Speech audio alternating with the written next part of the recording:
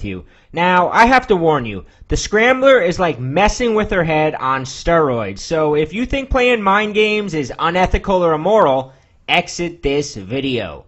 Now, if you're not afraid to use tricks to get a girl into bed, I'll show you how this sneaky little secret can take complete control of her thoughts. And even though this might sound impossible now, once you watch this short presentation and do what it says, you'll feel like you suddenly have a remote control to the bang me center of her mind.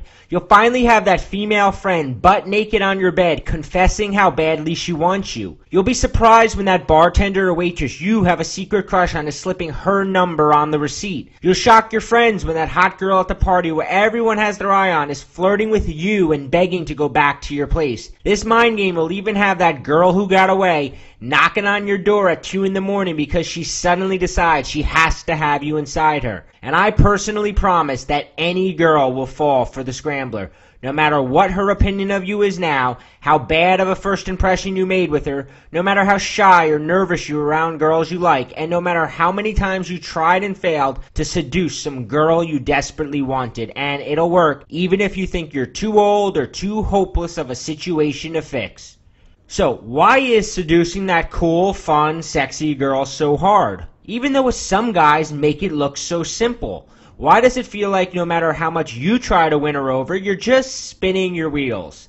Why does it seem like the girls that are girlfriend material are always slipping away or choosing other guys?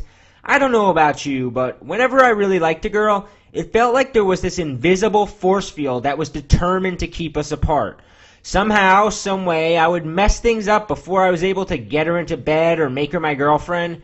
For years, the minute I even started thinking a girl was girlfriend material, I'd start hearing the excuses. You're really nice, I just don't have those kind of feelings for you. I'm just not ready for a relationship with you. Or, I just have so much going on in my life, I don't really have time right now for anything serious. Now, as much as I wanted to believe her, I wasn't stupid, and I knew all the excuses were bullshit. And here's the really sad part.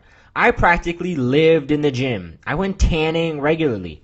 I bought clothes I couldn't afford just to seem stylish, and I'm kind of ashamed to admit it now, but I stuck needles full of steroids into my ass because I thought big muscles would finally win her over.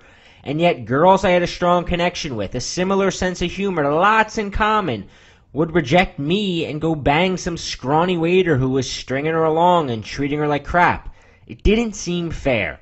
I was sitting there constantly scratching my head, wondering why the girls I liked never wanted to sleep with me, or kept giving me the pathetic friend zone speech. Finally, like a lot of guys, I gave up. I decided that it wasn't worth the time or the effort to go after the girls I really wanted. And I'd focus on work and making money instead, and maybe one day if I was rich enough or somehow famous enough, she'd finally choose me. And yeah, I had to live with the feeling that there was something inherently wrong with me.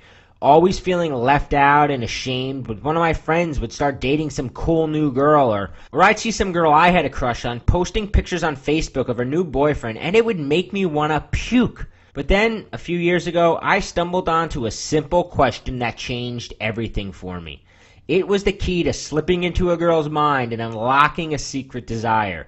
A desire that was like an itch that only I could scratch, and led me to sleep with multiple girls that had already given me the friend zone speech. It had these girls put me up on a pedestal and chase me like I was some sort of rock star. And most importantly, for the first time in my life, I felt like I had the power and the upper hand with girls. This simple question was the seed that turned into the Scrambler. What was the question? Now, it may seem kind of silly, but here it is. You ever watch a cat play with a string? I'm serious. You can learn the essence of unlocking a woman's desire by watching a cat play with a piece of string. Let me explain. Well, when the string is dangling above its head, just out of reach, the cat goes crazy trying to get it. It leaps in the air, dancing around, and chases it all over the room. But as soon as you let go of the string and it drops right between the cat's paws, a weird thing happens. It just looks at it for a second, gets bored, and walks away. Well, girls are the same exact way.